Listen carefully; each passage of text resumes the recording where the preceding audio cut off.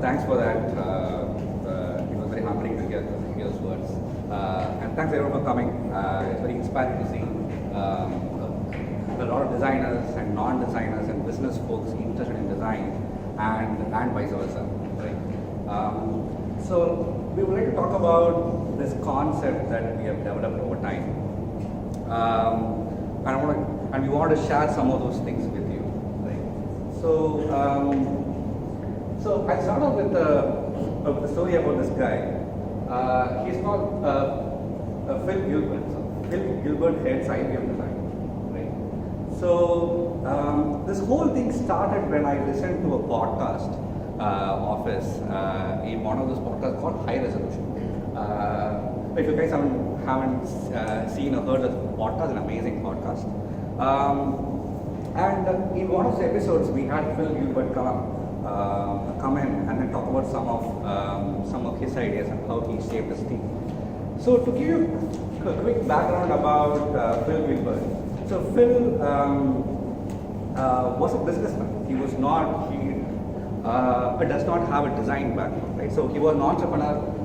He had his own product. He had his own services, which got acquired by IBM somewhere down the line. So his startup was known for good UX. Phil was known for his obsession with design. But he comes from a very entrepreneurial, perspective to design. Okay? And so he sold his company to IBM, and he started his own small unit in IBM, which eventually got to the size of the design team now is about 1,300 designers in a single building, right? So he probably has the biggest design team in the world, right? 1,300 designers working on products across IBM. Yeah, IBM has 350,000 employees, so the ratio sounds all right. So there's one specific story in that podcast that made things click in my head, right, a little bit. And these concepts and these ideas about design and business and its overlaps are things that we have tried to articulate. And we finally saw Phil, I finally saw Phil kind of connecting the dots, and things kind of clicked in my head. So I wanted to share you that one specific story in that podcast. So Phil asked one of his teams who were working on a problem about what they have to, and this is during what they call a hill, and hill is essentially a project kickoff sessions, and he asked, what are you guys working on, right? And so they answered that we are working on a data center disaster recovery app, right? And it's like, all right. So what is it actually used? So these data centers, during if there's a hurricane or a tornado, or if a data center gets flooded in New York, you would have to bring one up again. You would have another alternative up and running, say in Chicago or San Francisco.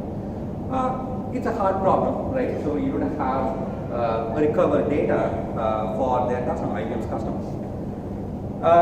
So now he asked, so there are like 200 people, 200 designers and engineers working on this problem. And he asked, what if I fire all of you guys and then write a 200, 300 page manual or a document and have one person sitting in New York to recover the data? And they were like shocked, right? What? No, but that doesn't work like that. Why? You said you're working on a disaster recovery. That is disaster recovery, right? That is data disaster recovery. It works, right? So no, that doesn't. It's not elegant. It's not good customer experience. And all that. So he asked, but so what are you actually working on, right? We are working on disaster management. No. What are you actually working on, right? So they went back. They went back on one of these hills, what he called hills, and they came back. And they came back with this. They said, we are enabling our customers to recover from a disaster with zero data loss within 6 hours. Right? Now he liked this. Right? It's more specific. Right? So the intent of the project is more clear, right? That's very clear value for IBM's customers. And how Phil puts it is that it is a differentiated solution, right? So it's not. It is kind of like a problem statement, but I think it's more. I think it's more than just that, right? This way, this statement makes it implementation agnostic, right? As he calls it. So you're not here to build an app. You're not here to build a product. You're not here to build a service. You're here to solve a problem for the customers, right? And solve it in a way that is differentiated in a market which enables them to sell, right? So I love this story, right? I absolutely love this story. I love that how this aligns teams, right, to a very common goal. Now, no one is thinking about what app we are building. No, we are not building an app. We are trying to solve this problem, right? We are not. It's very extremely clear, right? 0 data loss, right? That is very specific, right? 6 hours. It's not 1 hour. It's not 4 hours. It's not 14 hours. It's not 36 hours. It's 6 hours, right?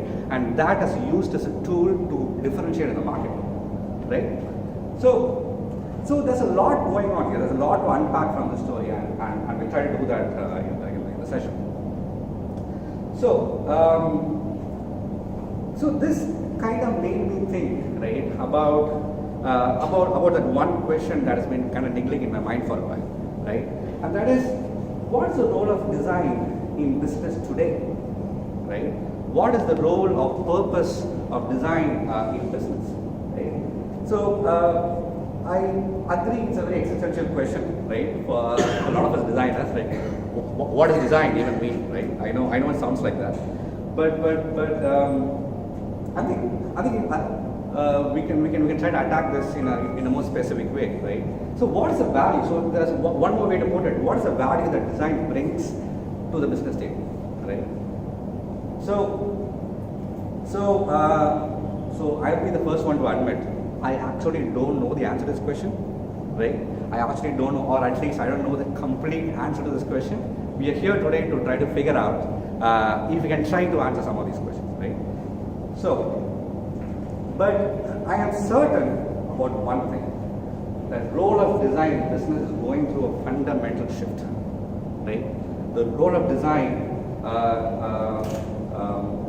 the expectation from businesses, from business folks, from design is changing, is going through a transformation, right? It's going through a sea of change, right?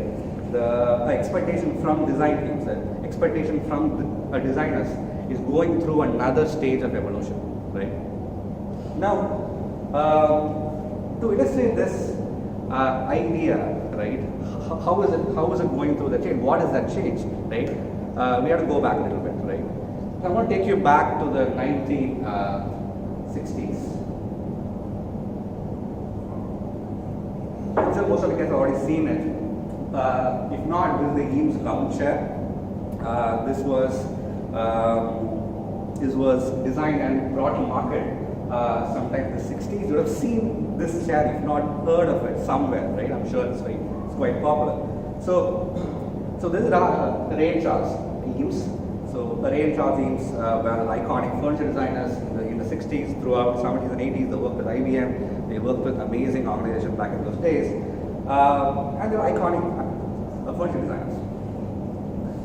Now, their primary innovation back in those days was that they invented a method to bend wood, right? So if you see the back, it has this curving plywood.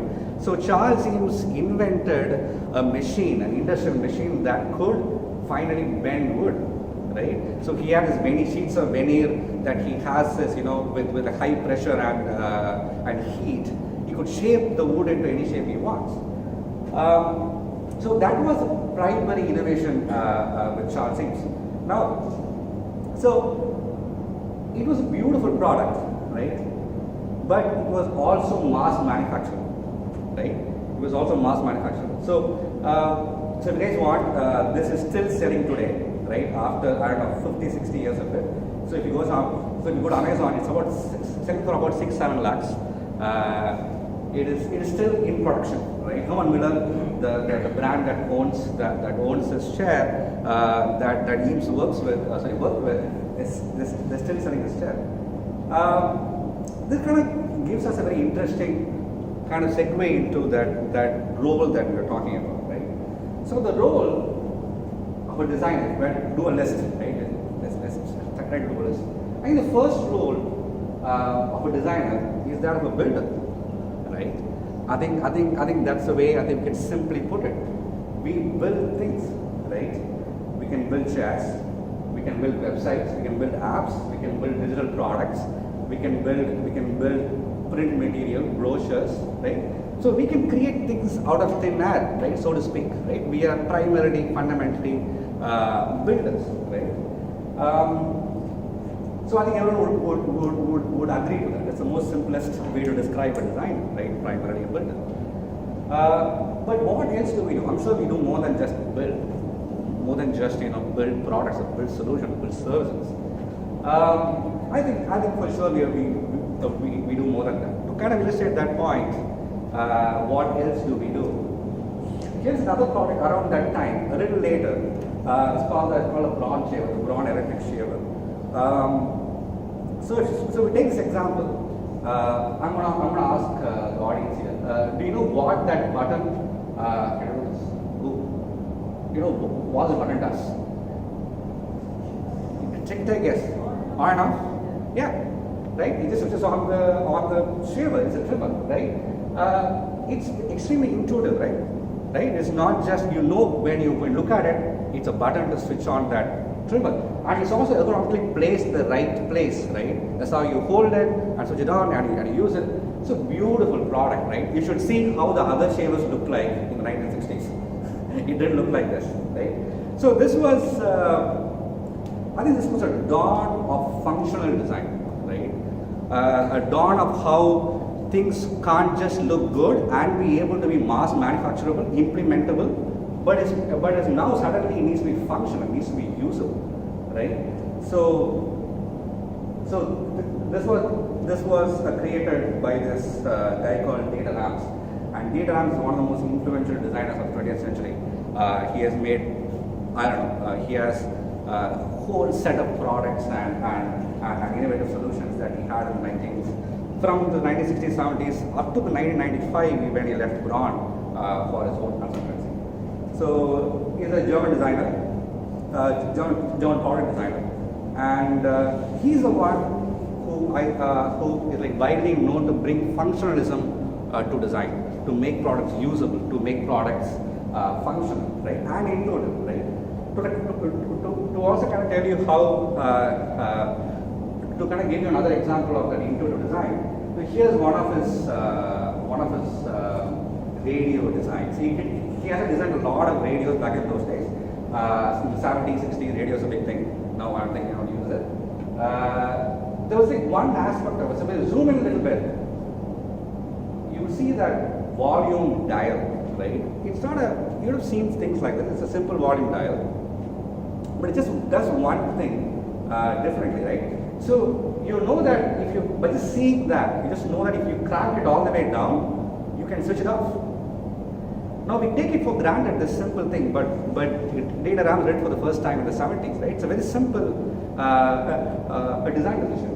So what this enabled him to do was just remove one more button from the radio, right? If you have seen the old radios, there are a lot of buttons. You click on, off, right? So he's like, why, right? And so if you notice that there's not even a text that says off. You just know that it works. It's intuitive. If you want to, to turn it off all the way down, it's off. So this kind of intuitive design was, I should have stopped at this slide.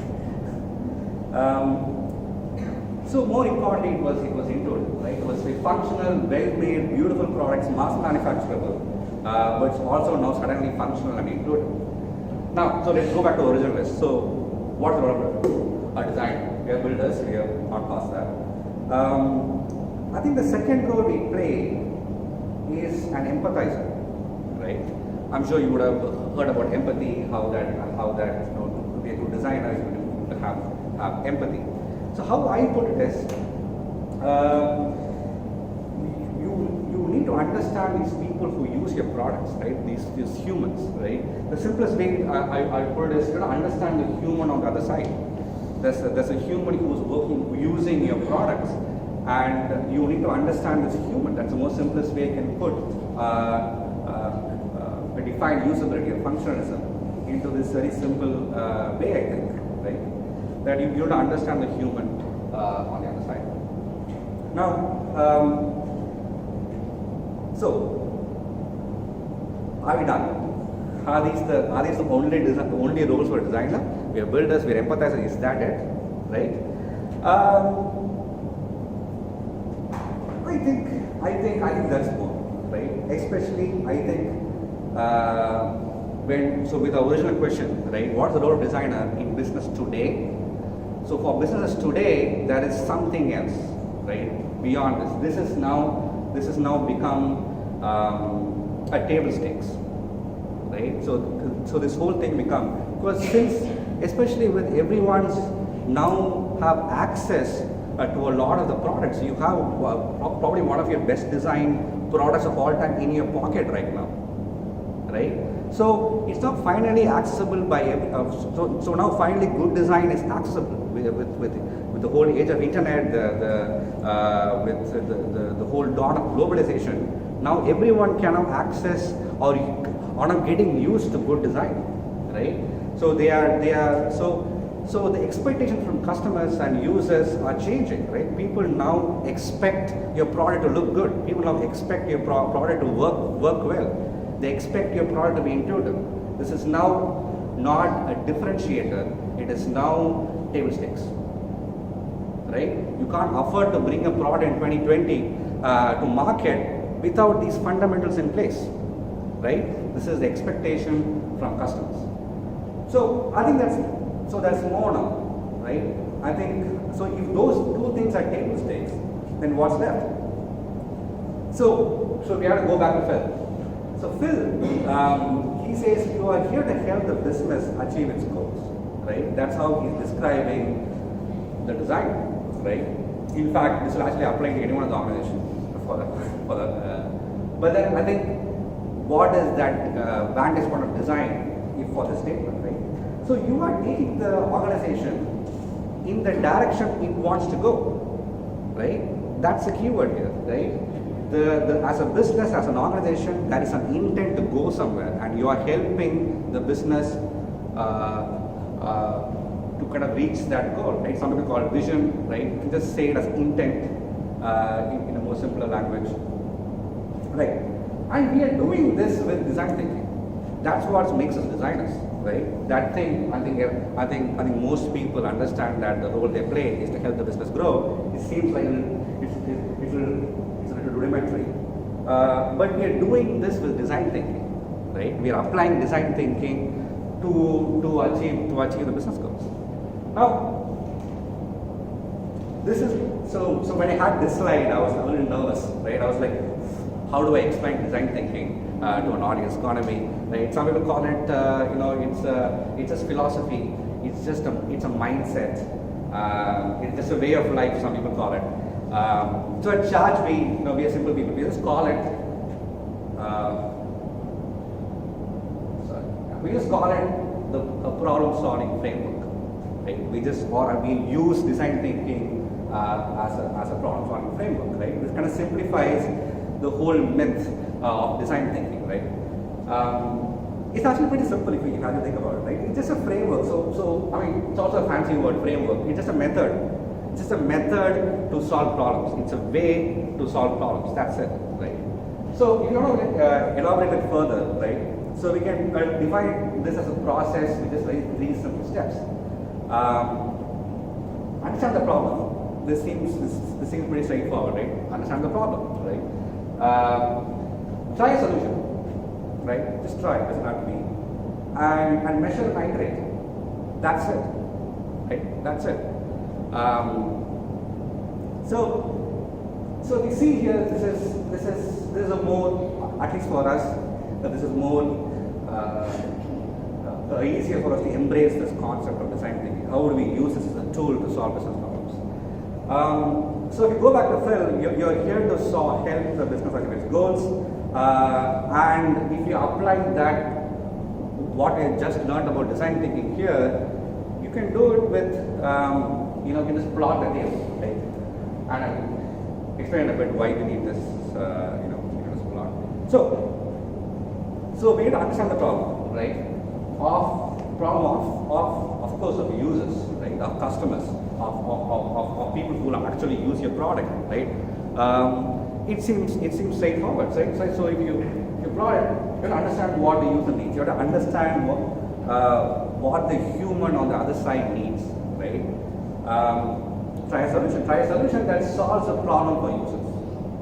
Try a solution that is supposed to, or you assume to solve the problem for users. But unless you go and measure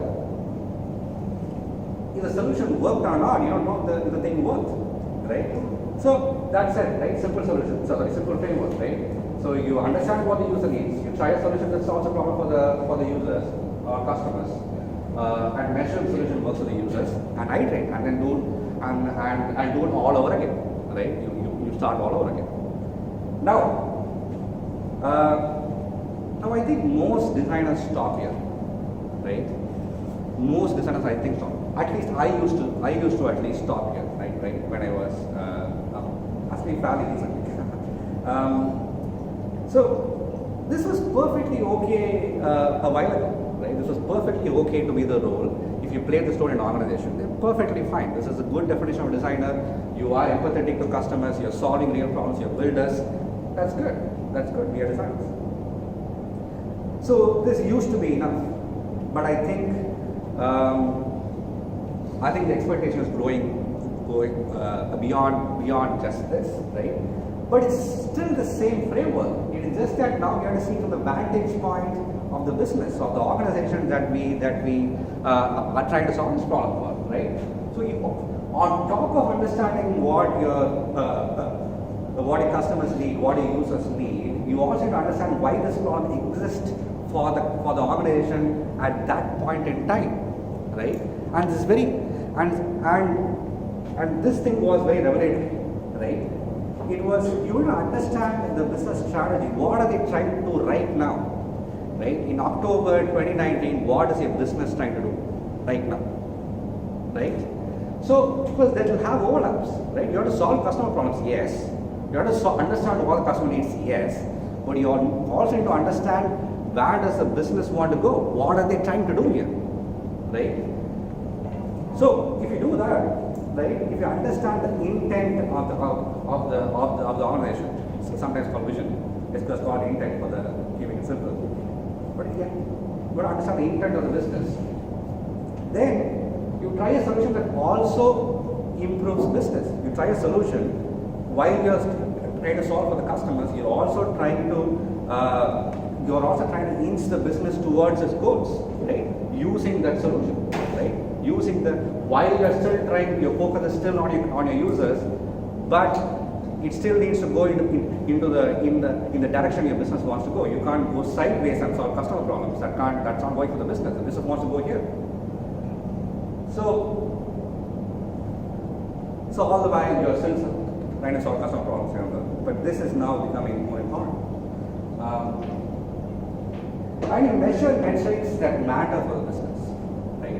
You measure, so while you are measuring user success, while you are measuring customer success, while you are measuring if the solution works for the customer and users, you are also measuring, did you move that business needle? What was the business needle you were trying to move in the first place? Did you move that needle? It could be revenue, it could be users, it could be customers, it could be a new geography, it could be branding, right? You need to figure out what your business is trying to do and figure out, are you moving that specific needle? That's what you measure. Right? So we have a framework. Now let's come back to a role of the designer, right? So what is it? So what is that gap? Right? What is that gap? As I told you in the beginning, I actually don't know. But I think the closest way we can describe that gap, I think it's business thinking. Right? I think business thinking is now become the differentiator for designers to help build the business. Sorry, help business achieve its goals, right? I think this is the gap that we have tried to bridge over time, right? So I'm gonna pause here for a minute. I'm gonna go to the next slides and talk about how this worked at Chargebee and how earning and building trust and earning a seat at the table is important. But I want to pause here for a minute if you guys have questions so far. Anyone? We still have a Q&A later, but please. You said measure the things which matter towards the business, right? What if the results that you're getting are towards a negative side of the user, and that's what's making you a lot of business? So do you still pursue that? All right. So how I'm perceiving that question is, what if you have to have a solution that works for the business, but does negatively impact your customers? No. What if the solution which you provided is providing you really good business, but the impact on the society is not a positive one? Like, let's just say it's not taking humanity to a very good state of mind. What do you do? Pass. Okay. So this whole thing about ethical design is a very important thing to talk about, but I think slightly beyond the scope of this talk. But yes, right, with Facebook and WeWork, we know that what works for the business may not always work for customers, and depending on how big of a reach and impact you have on the world, right? Facebook, 40% of the world's population is on Facebook. They have a lot of ethical responsibility to kind of invest in good design. That's how it works for people, right?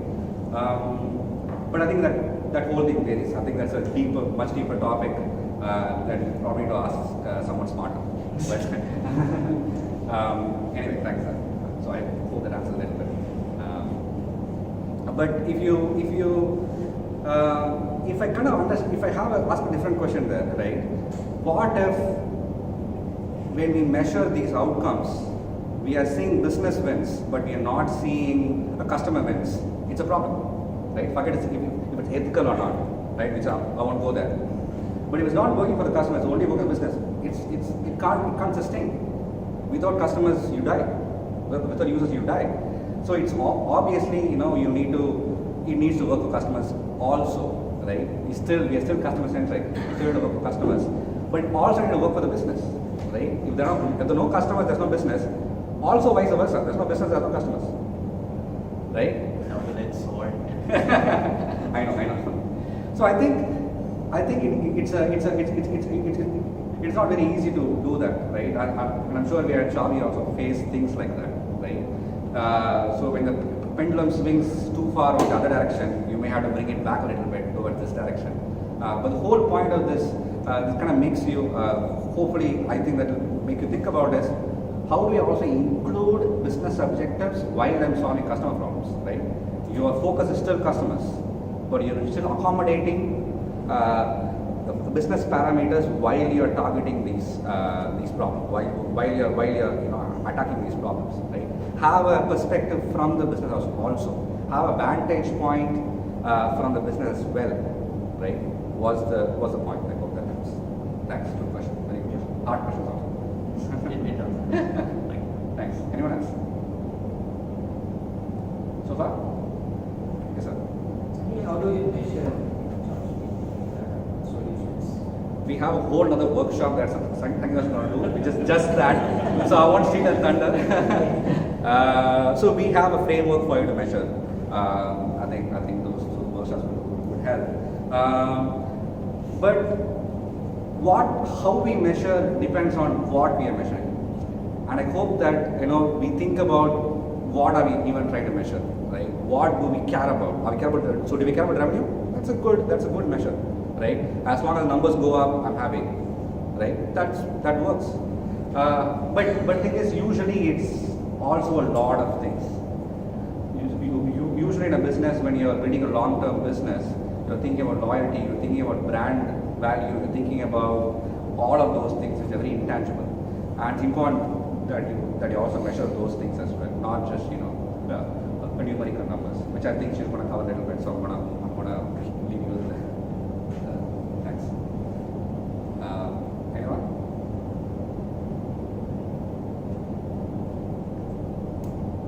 Yeah. All right. So we are going towards the end of my talk. So the one thing that is very clear is there's still a lot to unpack here. So a lot of things going on that is very interesting for us to to invest our time on, right, with this specific topic. And there's a lot of there's a lot of relationships between business strategies and vision and even down to how teams are aligned to address a customer. To that, this concept may have some overlaps with. So this talk is not meant to be complete. It's just meant to make you ask a few questions. So is this two separate things, like understanding the user and understand the business? So it begins with the idea with the co-founder itself, and we found that you will find a solution, and that has to be covered by the business. Amazing. Yeah. And after that, the iteration also happen the same. Amazing. So is this two different things, or it's something? It's all the same. Yeah. I think in a way they all converge. In a way they have some relationship between customers and business, but they're still separate entities, I believe. See, I think in a small startup that we grew from when I joined Chargebee, it was 30 people to 350 now, and I've seen that doesn't always stay the same. Yeah, everybody won't stay the same. So when you scale, you are moving, when you are compartmentalizing these teams, now you are operationalizing your processes. What usually ends up happening, and people who come from larger organizations probably resonate to this, is that you are 3 or 4 degrees separated from the problem. You are 3 or 4 degrees separate from the business. It goes to a VP, it goes to a director, it goes to the product manager. It comes as a brief, and this brief is very narrow vision. Right? You are very fortunate to work directly with the founders, that you know what the business needs, but that's not always the case for actually a lot of people, right? And so my whole thing is, how do we keep ourselves closer to the business and understand the business problems? And I want to cover that in a bit. At the same time, think about the customers, right? Is what I'm trying to answer.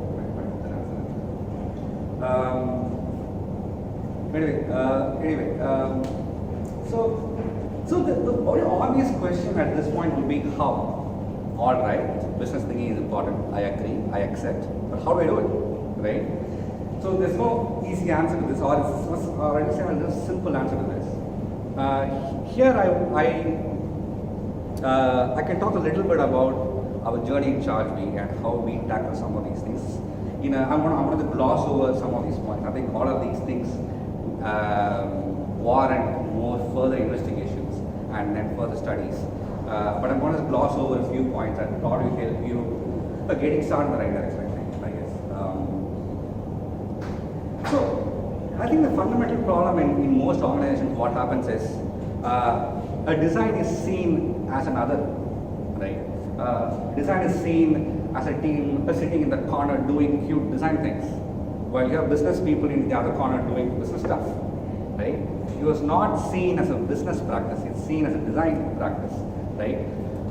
For too long, since we have come from, if you see the Eames chair, and if you see Dieter Ram's, product design principles, we still follow Dieter Ram 10 principles of design. I don't know if you guys are familiar with this.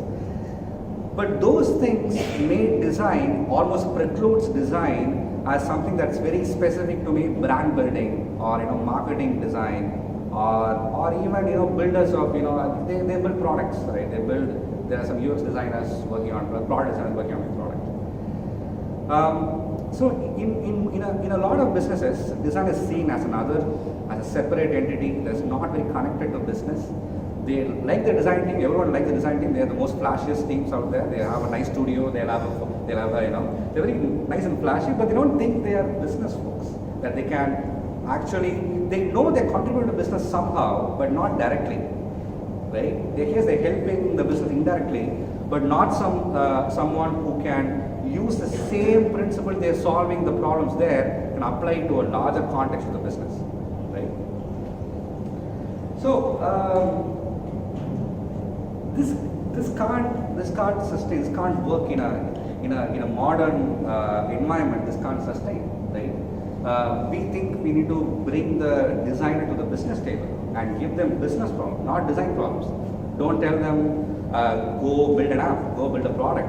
Tell them, hey, how can you use your tools to help the business go here? That's a better way to put it, right? So so in the last session we had CEOs in the house, CEOs and CFOs and founders in the house. The last session we kind of urged them, appealed them to say, bring your design to the business table and share business strategies with them and share the challenges you're facing as a business to these designers, right? So treat them as a business practice, right? Stop seeing them as a design practice and giving them design tasks, right? Give them business challenges and see how they can, you'll be surprised how they can use the tools to solve business problems. So, and this is not easy, right? And with designers, I want to flip it and say, we need to earn a seat in the table, right? We need to work our way into earning a seat at the table, right? So when we started Chargebee, I didn't start Chargebee. When I started in Chargebee, right, about 5 years ago, Chargebee was Chargebee was 30 people, primarily built by engineers. Engineers made a lot of design decisions. So we had a functioning product. We had customers. We had paying customers. So a very engineering-driven, culture, but then the founders saw very fortunately early on that there's a gap that they don't understand, and I got on board. And from that point onwards to now 32 designers, the last count, it's a large team now, right? We're doing varied number of things across the organization, right? But it didn't start out that way, right? It was a very engineering-driven culture, so we had to work our way into the business team, right? So I'm going to give you a couple of pointers that's probably helped me do this, and I hope you can probably take some of these ideas back to your office, back to where you. One is actually try to understand business a little bit, right? As designers, we are too preoccupied with, I don't know, it's a harsh commentary, but at least I was, right? We're very preoccupied, obsessed with design tools, like Sketch versus Figma, which is better. Doesn't really matter for the business, right? You can use either one that works for you. It's fine. It's not a big deal, right? Design systems. What's a design system? I had one of the startup founders come and ask me advice about how to start her team, and she said, "We're starting a team. What design systems would you think about?" Not really important right now. You can figure those things out later, right? Sorry? Owners of the buttons are clear. Yeah, yes. Doesn't matter for the business. Correct. So they don't really care, right? So designers get preoccupied, or at least when we go to these events or conferences with a lot of design tooling, and the how is what's discussed usually. How do I do research? How do I talk to customers? How do I build an app? How do I build a design system? There's a lot of focus on the how, not a lot on the why. Right? So what helps is to try to understand the business a little bit, understand the strategies a little bit, try to ask more whys, right? Use the power of inquiry and ask a lot of whys. Why are you building this app? Why are you building this app now? Why does it matter to the business? If you don't, here's one question I ask every time someone gives the team a requirement, right? Our STP. I ask, if you don't do this now, what happens?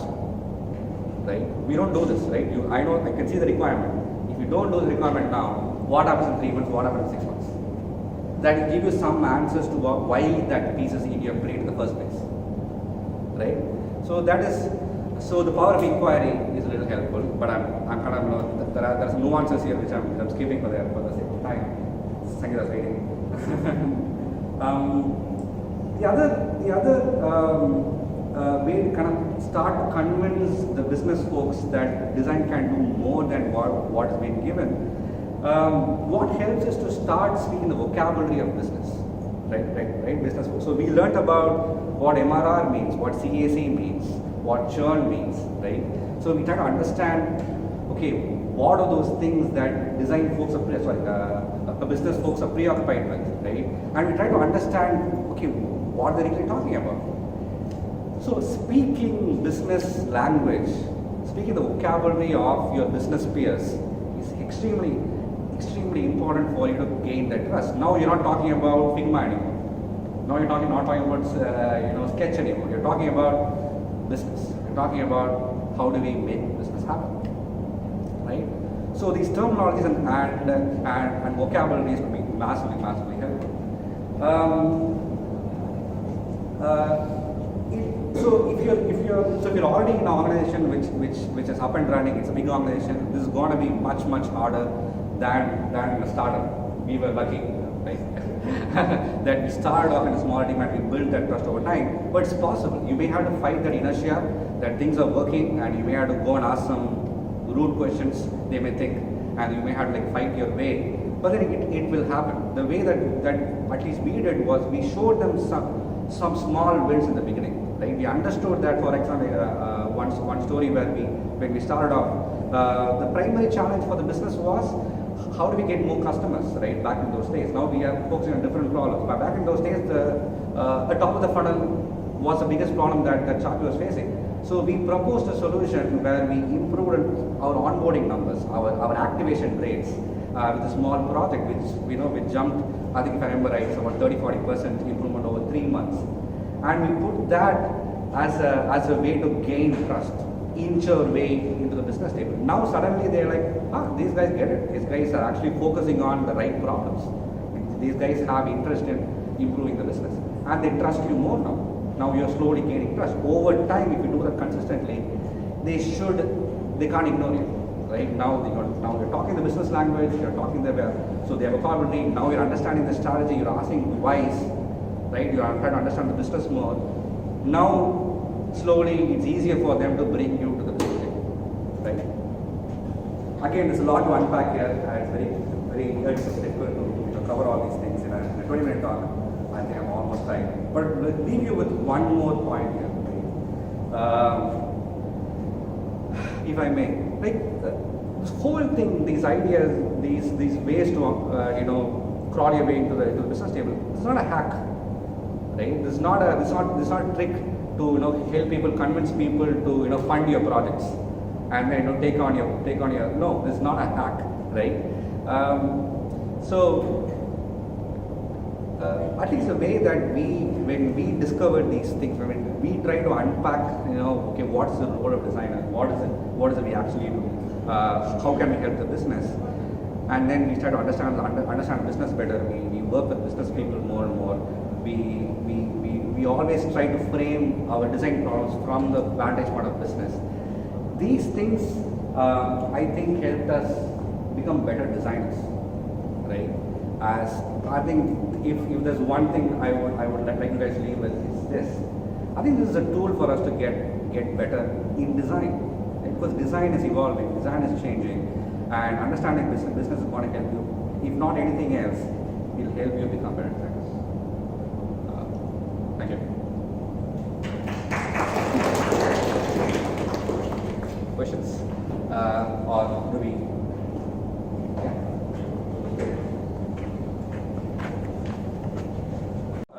Conclude with a few slides.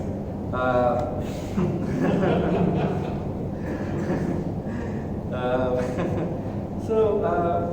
want to kind of conclude with this statement, right? That all models are wrong. These are some of the strategies and methodologies and processes and ideas that have worked for us, right? So, and for our context, right? For our specific context. But this is not the absolute truth, right? So this is what has worked for us.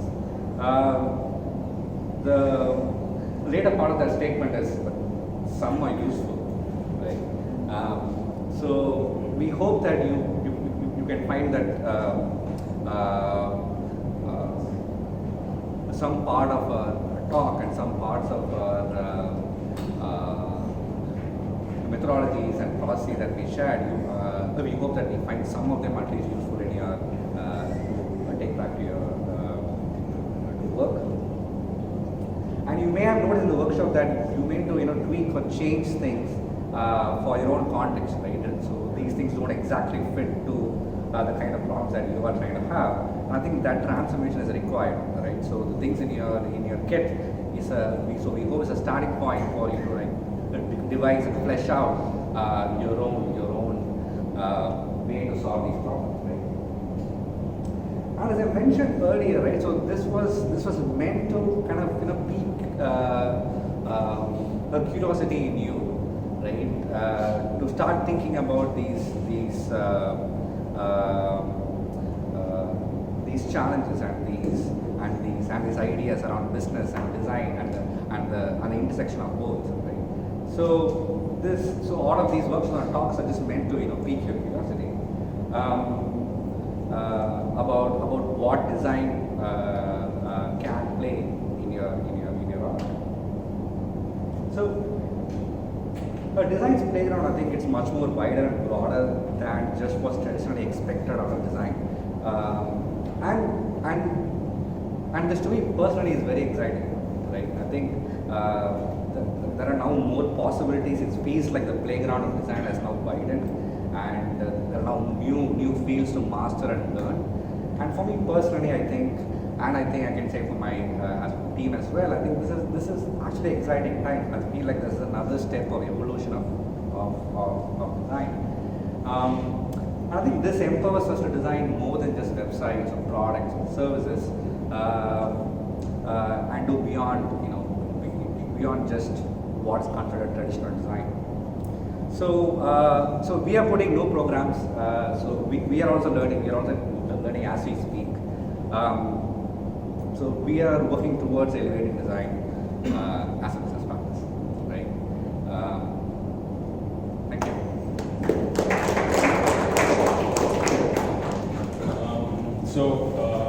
We are kind of at the end of this, and with Chargebee, because so we've been customers of Chargebee ourselves, and it's a great product.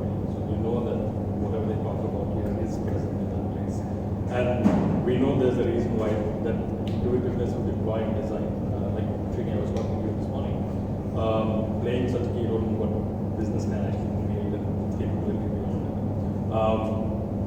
We feel in one way that we want to do this, we want to build this community of people who are designers, who are these builders, to keep coming together, keep learning, to keep, basically being able to create kind of this network and security kind of other people kind of get to know what you are doing. If we have people we can actually not do, people we can actually get mentored by, get people to actually work with. So our ultimate thing we want to get out of this is to have this community in place. And what we had in our workshop and our session in March, and this session is kind of the seeds of the images of our community. So we do have a few questions which we'd like to, because we obviously want to see this going further. We all want all of you to be a part of this further. So one of the things which we do have, we have these post-it notes that we want to get your feedback on the event, and exactly also as part of the community what you would like to have and what you would like to get out of it further. We do have some thoughts. For example, workshops like this where it's kind of a model of what Chargebee does being introduced to other people so that you can get an idea, okay, this is how this company does this. Maybe there are one or two parts which is useful to what I'm already currently doing, because most of you are design folks here. There's also we're not really targeting much of the aspect of a person who's a raw learner, because there's too much at the basic level which you have to get into, and we want to focus more on deep dives with actual practitioners. So there is different communities, events, and programs which you can do around this. And we obviously will be reaching out to all of you post the session with material from the event, and there's some kits going to be given out to all of you. But more importantly, we really want to understand what would be more valuable as part of being part of this community as well. So I think just to begin with first, we do have some post-it notes to give your feedback for the particular event, and also we can also give us some thoughts and ideas on the game as part of making a bigger community what we could do. Is there anything to add? No, I think you have it. So we are think we're also going through our evolution, right, of as a design project, right? So we're also trying to figure out how we can start sharing some of the things that we have learned over time, and we are still trying to figure out what is kind of format that works, right? Talks or workshops or mix of both, like what we have today. So we absolutely love feedback, like about where you think if you found this useful, if you found like you like more of these things, you want deep dive into some specific areas of what we spoke about today, that would be absolutely wonderful so that we can plan our coming events. So feedback first, then we can